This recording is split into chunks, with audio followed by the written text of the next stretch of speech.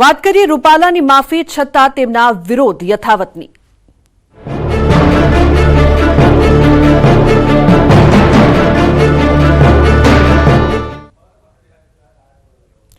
તો રૂપાલાની જાહેરમાં માફી છતાં ક્ષત્રિય સમાજનો વિરોધ યથાવત। રૂપાલાની માફી બાદ પણ ક્ષત્રિય સમાજ લડી લેવાના મૂડમાં। રાજ્યના અલગ અલગ ભાગોમાં આજે પણ થશે દેખાવો। ગાંધીનગરમાં રેલી યોજીને આગેવાનો આપશે આવેદનપત્ર। ગાંધીનગર કલેક્ટરને આવેદનપત્ર અપાશે। ગાંધીનગરમાં ક્ષત્રિય સમાજની મહિલા આગેવાનો પણ જોડાવાના છે। તો ખેડામાં કલેક્ટર કચેરી સામે રાજપૂત સમાજના આગેવાનો દેખાવ કરીને આવેદનપત્ર આપશે। દ્વારકામાં પણ આવેદન આપીને વિરોધ કરાશે, જ્યારે મોરબીમાં રાજપૂત કરણી સેનાના કાર્યકરો દેખાવ કરીને કલેક્ટરને આવેદનપત્ર આપશે।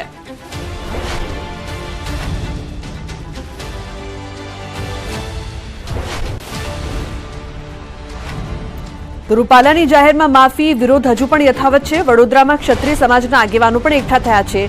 2 દિવસમાં ટિકિટ રદ કરવાનું અલ્ટિમેટમ આપ્યું। ઇરાદાપૂર્વક કૃત્યને માફ ન કરાય, ક્ષત્રિય આગેવાનો આ વાત કરી રહ્યા છે।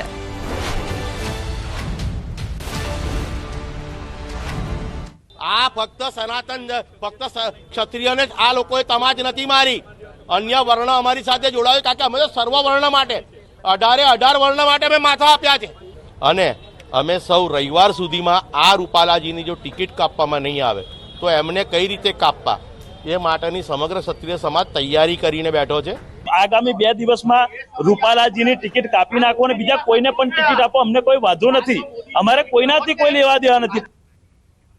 અને મહત્વપૂર્ણ સમાચાર મહીસાગરથી। મહીસાગર જિલ્લામાં શિક્ષકે કર્યો આચાર સંહિતાનો ભંગ। કડાણા તાલુકાના જીજવા ગામના શિક્ષકે આચાર સંહિતાની કરી એસી તેસી।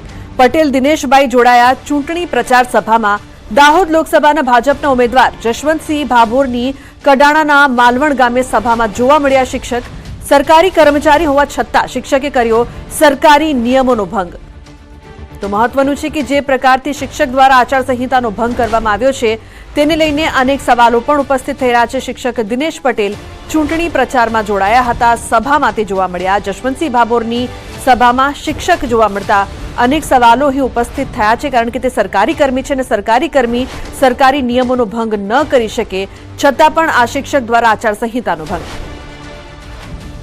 ફોનલાઈન પર સંવાદદાતા મિતેશ જોડાયા છે। મિતેશ, જે પ્રકારથી ચૂંટણી પ્રચારમાં શિક્ષક જોડાયા છે, નિયમનો ભંગ, શું અપડેટ? બિલકુલથી વાત કરવામાં આવે તો 2 દિવસ અગાઉ તલાટી આ રીતે એક પ્રચારની અંદર જોડાયા હતા, તેમને કેસ પણ ધારણ કરેલો હતો।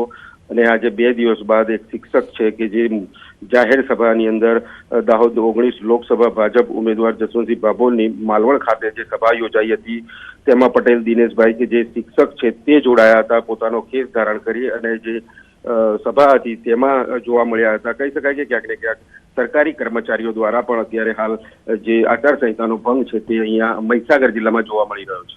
જી બિલકુલ મિતેશ, આભાર આ સમગ્ર માહિતી બદલ।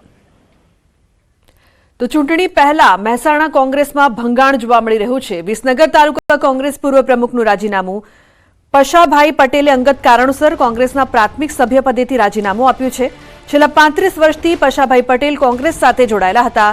પશાભાઈ પટેલ દ્વારા રાજીનામું આપતા વિસનગર કોંગ્રેસમાં હલચલ। અનામત આંદોલન વખતે તાલુકા પંચાયતમાં કોંગ્રેસને ટકાવી રાખવા મહત્વનો રોલ રહ્યો હતો।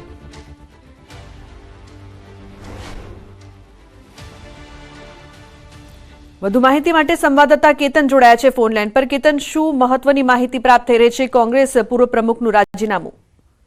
ચોક્કસથી લુગના જણાવી દઉં કે વિસનગર કોંગ્રેસમાં હાલમાં જે હલચલ વચ્ચે જોવા મળી રહી છે। વિસનગર તાલુકા કોંગ્રેસના પૂર્વ પ્રમુખ દ્વારા રાજીનામું આપવામાં આવ્યું છે। પશાભાઈ પટેલ દ્વારા અંગત કારણોસર કોંગ્રેસના પ્રાથમિક સભ્યપદથી પોતાનું રાજીનામું હોય છે તે ધર્યું છે। ઉલ્લેખનીય છે કે છેલ્લા 35 વર્ષથી પશાભાઈ પટેલ હોય છે તે કોંગ્રેસ સાથે જોડાયેલા હતા। પશાભાઈ પટેલ દ્વારા રાજીનામું આપતા હાલમાં વિસનગર કોંગ્રેસમાં હલચલ જોવા મળી રહી છે।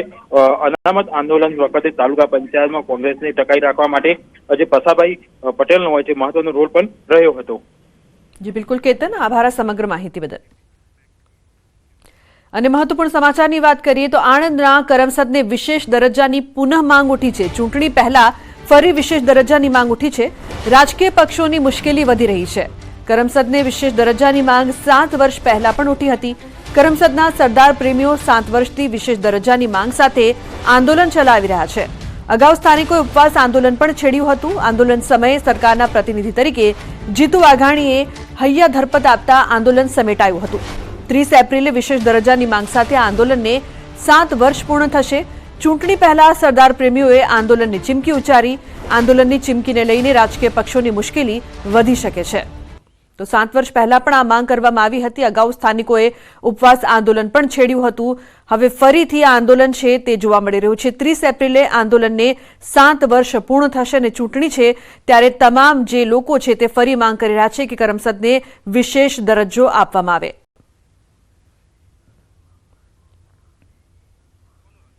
તો 30 એપ્રિલે આંદોલનને 7 વર્ષ પૂર્ણ થશે. આ પહેલા જ્યારે આંદોલન થયું હતું ત્યારે તેમને હૈયા ધરણા આપવામાં આવી હતી.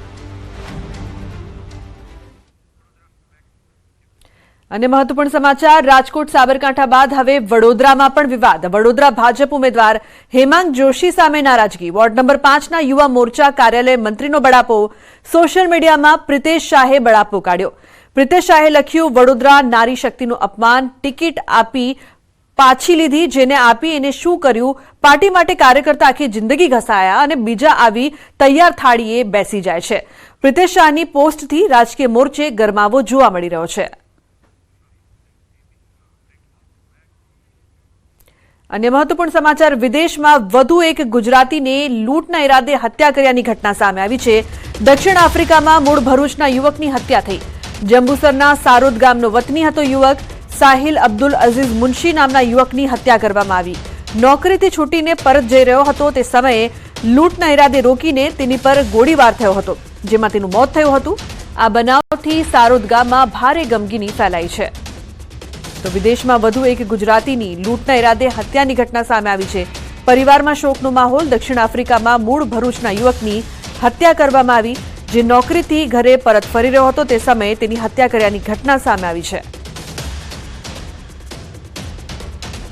તો જંબુસરના સારોદ ગામનો વતની હતો યુવક. હિમાચલ પ્રદેશના મનાલી આસપાસના વિસ્તારોમાં ભારે હિમવર્ષા થઈ રહી છે, જેમાં મનાલીના અટલ ટનલ, રોહતાંગ સહિત આસપાસના ક્ષેત્રમાં ભારે હિમવર્ષા થઈ રહી છે, જેના કારણે હાલમાં અટલ ટનલ રોહતાંગને વાહન વ્યવહાર માટે બંધ કરાઈ છે. અટલ ટનલ રોહતાંગમાં અત્યાર સુધીમાં 4 ઇંચ જેટલી હિમવર્ષા થઈ છે.